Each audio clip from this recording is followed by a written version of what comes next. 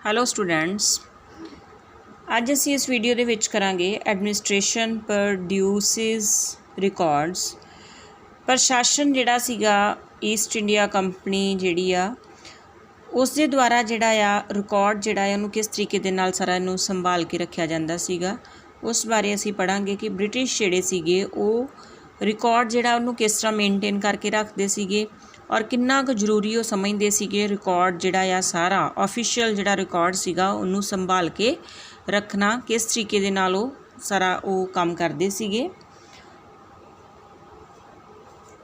How do we know what sources do historians use in writing about the last 250 years of Indian history?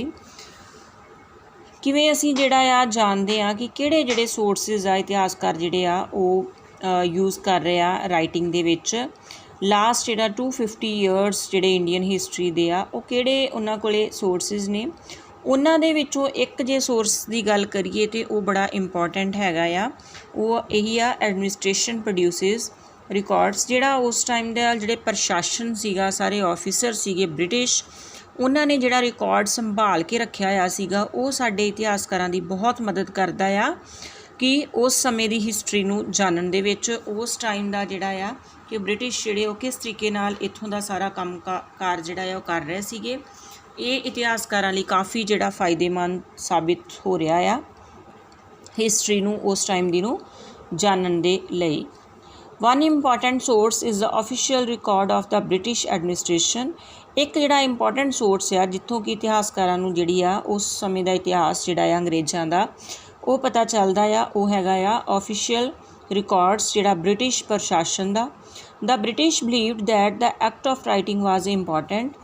ਅੰਗਰੇਜ਼ ਜਿਹੜੇ ਸੀਗੇ ਉਹ ਇਸ ਗੱਲ 'ਤੇ ਬੜਾ ਵਿਸ਼ਵਾਸ ਕਰਦੇ ਸੀਗੇ ਕਿ ਰਾਈਟਿੰਗ ਦੇ ਵਿੱਚ ਕੋਈ ਵੀ ਚੀਜ਼ ਜਿਹੜੀ ਆ ਉਹ ਬਹੁਤ ਹੀ ਇੰਪੋਰਟੈਂਟ ਹੁੰਦੀ ਆ। ਇੱਕ ਅਸੀਂ ਗੱਲ ਕਰਦੇ ਹਾਂ ਔਰਲ, ਠੀਕ ਆ, ਔਰਲ ਜਿਹੜੀ ਗੱਲ ਹੁੰਦੀ ਆ ਮੌਖਿਕ ਰੂਪ ਦੇ ਵਿੱਚ ਕੋਈ ਗੱਲ ਕਹੀ ਜਾਂਦੀ ਆ, ਉਹਦਾ ਕੋਈ ਜਿਹੜਾ ਇਫੈਕਟ ਨਹੀਂ ਹੁੰਦਾ ਜਾਂ ਉਹ ਲੰਬੇ ਸਮੇਂ ਵਾਸਤੇ ਉਹਨੂੰ ਯਾਦ ਨਹੀਂ ਰੱਖਿਆ ਜਾ ਸਕਦਾ। ਇਸ ਕਰਕੇ ਜਿਹੜੇ ਅੰਗਰੇਜ਼ ਸੀਗੇ ਉਹ ਇੰਪੋਰਟੈਂਸ ਜਿਹੜੀ ਬਹੁਤ ਜ਼ਿਆਦਾ ਦਿੰਦੇ ਸੀ ਰਾਈਟਿੰਗ ਨੂੰ। Every instruction, plan, policy, decision, agreement, investigation had to be clearly written up. ਕੋਈ ਵੀ ਜਿਹੜੀ ਉਹ ਇੰਸਟਰਕਸ਼ਨ ਦਿੰਦੇ ਸੀਗੇ, ਕੋਈ ਪਲਾਨ ਬਣਾਉਂਦੇ ਸੀ, ਕੋਈ ਪਾਲਿਸੀ ਬਣਾਉਂਦੇ ਸੀ, ਕੋਈ ਫੈਸਲਾ ਲੈਂਦੇ ਸੀ, ਕੋਈ ਐਗਰੀਮੈਂਟ ਸਮਝੌਤਾ ਕਰਦੇ ਸੀਗੇ, ਕੋਈ ਇਨਵੈਸਟੀਗੇਸ਼ਨ ਕਿਸੇ ਚੀਜ਼ ਦੀ ਕੀਤੀ ਜਾਂਦੀ ਸੀਗੀ, ਕਲੀਅਰਲੀ ਉਹਨੂੰ ਲਿਖਿਆ ਜਾਂਦਾ ਸੀਗਾ। ਕੋਈ ਵੀ ਔਰਲ ਕੰਮ ਉਹ ਨਹੀਂ ਸੀ ਕਰਦੇ ਜਿਹੜਾ ਕਿ ਆਫੀਸ਼ੀਅਲ ਹੁੰਦਾ ਸੀਗਾ। Once this was done, things could be properly studied and debated.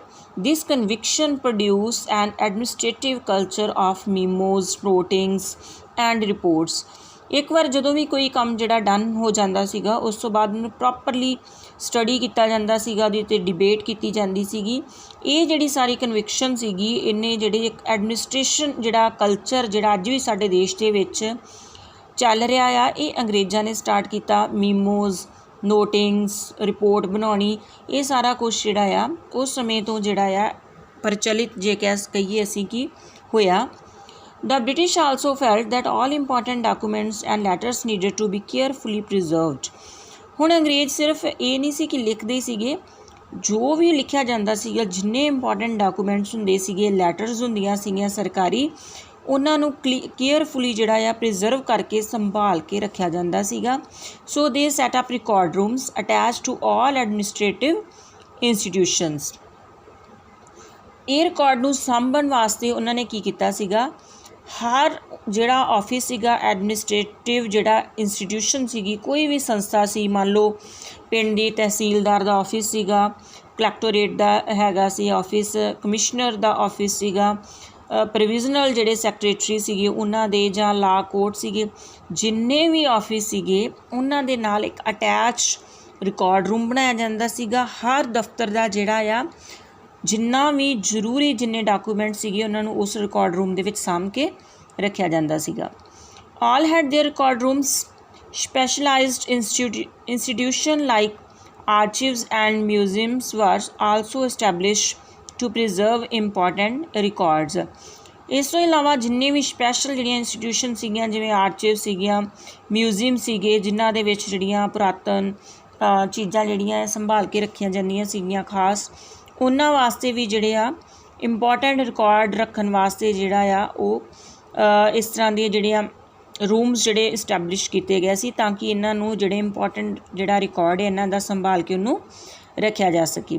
Letters and memos that moved from one branch of the administration to another in the early years of the 19th century can still be read in the archives. You can also study the notes and reports that district official prepared or the instructions and directives that were sent by official at the top of to provisional administration. Letters ਜੀ ਜਿਹੜੀਆਂ ਮੀਮੋ ਸੀਗੀਆਂ, ਕਿਉਂਕਿ ਇੱਕ ਜਗ੍ਹਾ ਤੋਂ ਦੂਸਰੀ ਜਗ੍ਹਾ 'ਤੇ ਲੈਟਰਸ ਮੀਮੋਜ਼ ਨੇ ਜਾਣਾ ਹੁੰਦਾ ਆ, ਇੱਕ ਬ੍ਰਾਂਚ ਤੋਂ ਦੂਸਰੀ ਬ੍ਰਾਂਚ ਦੇ ਵਿੱਚ। ਇਸ ਕਰਕੇ ਜਿਹੜੇ ਅਰਲੀ ਈਅਰ ਸੀਗੇ 19th ਸੈਂਚਰੀ ਦੇ, ਉਹਨਾਂ ਵਿੱਚ ਜਿਹੜਾ ਆ ਇਹਨਾਂ ਨੂੰ ਜਿਹੜਾ ਰੀਡ ਜਿਹੜਾ ਆ ਕੀਤਾ ਜਾਂਦਾ ਸੀਗਾ ਆਰਚੀਵਸ ਦੇ ਵੱਲੋਂ। ਇਸ ਤੋਂ ਇਲਾਵਾ ਜਿਹੜੇ ਨੋਟਸ ਜਿਹੜੇ ਹੈਗੇ ਸੀਗੇ, ਰਿਪੋਰਟਸ ਸੀਗੀਆਂ ਜਿਹੜੀਆਂ ਉਹ ਡਿਸਟ੍ਰਿਕਟ ਜਿਹੜੇ ਆਫੀਸ਼ੀਅਲ ਸੀਗੇ ਉਹਨਾਂ ਵੱਲੋਂ ਜਿਹੜੀਆਂ ਪ੍ਰਿਪੇਅਰ ਕੀਤੀਆਂ ਜਾਂਦੀਆਂ ਸੀਗੀਆਂ, ਔਰ ਜਿਹੜੀਆਂ ਇੰਸਟਰਕਸ਼ਨਸ ਜਿਹੜੀਆਂ ਸੀ ਔਰ ਡਾਇਰੈਕਟਿਵਸ ਜਿਹੜੇ ਸੀਗੇ ਉਹ ਸੈਂਡ ਕੀਤੇ ਜਾਂਦੇ ਸੀ ਆਫੀਸ਼ੀਅਲ ਵੱਲੋਂ at the top to provisional administrators. In the early years of the 19th century, these documents were carefully copied out and beautiful written by a calligraphist. Early year ਸੀਗੇ ਜਿਹੜੇ 19ਵੀਂ ਸਦੀ ਦੇ ਜਿਹੜਾ ਸੀਗੇ ਪਹਿਲੇ ਕੁਝ ਸਾਲ, ਉਹਨਾਂ ਦੇ ਵਿੱਚ ਜਿਹੜੇ ਡਾਕੂਮੈਂਟ ਸੀਗੇ ਉਹਨਾਂ ਨੂੰ ਕੇਅਰਫੁਲੀ ਜਿਹੜੀ ਕਾਪੀ ਕਰਕੇ ਔਰ ਬਿਊਟੀਫੁਲੀ ਜਿਹੜੀ ਆ ਕੈਲੀਗ੍ਰਾਫਿਸਟ ਸੀਗੇ ਜਿਹੜੇ ਬੜੇ ਸੁੰਦਰ ਲਿਖਾਵਟ ਜਿਨ੍ਹਾਂ ਦੀ ਹੁੰਦੀ ਆ, ਉਹਨਾਂ ਵੱਲੋਂ ਜਿਹੜੇ ਆ ਉਹ ਲਿਖ ਕੇ ਉਹਨਾਂ ਦੀਆਂ ਕਾਪੀਜ਼ ਜਿਹੜੀਆਂ ਰੱਖੀਆਂ ਜਾਂਦੀਆਂ ਸੀ। That is by those who specialised in the art of beautiful writing. Calligraphist ਕੌਣ ਹੁੰਦੇ ਸੀਗੇ? ਜਿਹੜੇ ਕਿ ਸਪੈਸ਼ਲ ਹੁੰਦੇ ਸੀਗੇ, ਜਿਨ੍ਹਾਂ ਕੋਲ ਕਲਾ ਹੁੰਦੀ ਸੀਗੀ ਬਿਊਟੀਫੁਲ ਰਾਈਟਿੰਗ ਦੀ। By the middle of the 19th century with the spread of printing, multiple copies of these records were printed as proceeding of each government department. 19th century ਜਿਹੜੀ ਆ ਉਹਦੇ ਮਿਡਲ ਦੇ ਵਿੱਚ, ਮੱਧ ਦੇ ਵਿੱਚ ਜਿਹੜਾ ਪ੍ਰਿੰਟਿੰਗ ਦਾ ਜਿਹੜਾ ਰੁਝਾਨ ਆ ਉਹ ਸਟਾਰਟ ਹੋ ਗਿਆ ਕਿ ਜਿਵੇਂ ਅਖਬਾਰਾਂ ਜਿਵੇਂ ਛਪਣੀਆਂ ਸ਼ੁਰੂ ਹੋਈਆਂ ਜਾਂ ਛਾਪੇਖਾਨੇ ਦੀ ਜਿਹੜੀ ਵਰਤੋਂ ਉਹ ਸ਼ੁਰੂ ਹੋਈ, ਚੀਜ਼ਾਂ ਪ੍ਰਿੰਟ ਹੋਣ ਲੱਗ ਪਈਆਂ, ਜਿਵੇਂ ਬੁੱਕਸ ਪ੍ਰਿੰਟਿੰਗ, ਇਹ ਪ੍ਰਿੰਟਿੰਗ ਹੁੰਦੀ ਆ ਸਾਰੀ ਜਿਹੜੀ ਹੋਈ ਆ। ਇਸ ਤਰ੍ਹਾਂ ਜਿਹੜੀ ਪ੍ਰਿੰਟਿੰਗ ਦਾ ਵਿਸਥਾਰ ਜੇ ਕਹੀਏ, ਪ੍ਰਿੰਟਿੰਗ ਕਦੋਂ ਸ਼ੁਰੂ ਹੋਈ ਉਹ 19th ਸੈਂਚਰੀ ਦੇ ਮਿਡਲ ਦੇ ਵਿੱਚ। Multiple copies of these records were printed as proceeding of each government departments. So ਪਹਿਲਾਂ ਤਾਂ ਜਿਹੜਾ ਆ ਉਹ ਨਹੀਂ ਸੀ, ਮਤਲਬ ਜਿਹੜਾ ਪ੍ਰਿੰਟਿੰਗ ਦਾ ਜਿਹੜਾ ਯੁੱਗ ਨਹੀਂ ਸੀਗਾ, ਪ੍ਰਿੰਟਿੰਗ ਨਹੀਂ ਸੀ ਹੁੰਦੀ। ਸੋ ਬਾਅਦ ਵਿੱਚ ਜਿਹੜੀ ਜਦੋਂ ਪ੍ਰਿੰਟਿੰਗ ਸ਼ੁਰੂ ਹੋਈ, ਬਹੁਤ ਸਾਰੀਆਂ ਇੱਕ ਚੀਜ਼ ਦੀਆਂ ਬਹੁਤ ਸਾਰੀਆਂ ਕਾਪੀਆਂ ਜਿਹੜੀਆਂ ਆ ਉਹ ਕਰ ਲਈਆਂ ਜਾਂਦੀਆਂ ਸੀਗੀਆਂ ਔਰ ਰਿਕਾਰਡ ਜਿਹੜਾ ਇਹਨੂੰ ਪ੍ਰਿੰਟਡ ਕੀਤਾ ਜਾਂਦਾ ਸੀਗਾ। ਗੌਰਮੈਂਟ ਜਿਹੜੇ ਡਿਪਾਰਟਮੈਂਟ ਆ ਉਹਨਾਂ ਦਾ ਖਾਸ ਕਰਕੇ ਜਿੰਨਾ ਵੀ ਰਿਕਾਰਡ ਹੁੰਦਾ ਸੀਗਾ ਉਹਨੂੰ ਪ੍ਰਿੰਟ ਕਰਕੇ ਜਿਹੜਾ ਆ ਉਹ ਰੱਖਿਆ ਜਾਂਦਾ ਸੀਗਾ। ਸੋ ਅੱਜ ਦੀ ਵੀਡੀਓ ਦੇ ਵਿੱਚ ਅਸੀਂ ਇੰਨਾ ਹੀ ਕਰਾਂਗੇ। ਨੈਕਸਟ ਵੀਡੀਓ ਦੇ ਵਿੱਚ ਅਸੀਂ ਨੈਕਸਟ ਟੌਪਿਕ ਜਿਹੜਾ ਆ ਕਰਾਂਗੇ। ਆਈ ਹੋਪ ਤੁਹਾਨੂੰ ਇਹ ਟੌਪਿਕ ਜਿਹੜਾ ਆ ਅੰਡਰਸਟੈਂਡ ਤੁਸੀਂ ਕੀਤਾ ਹੋਏਗਾ। Thank you for watching video.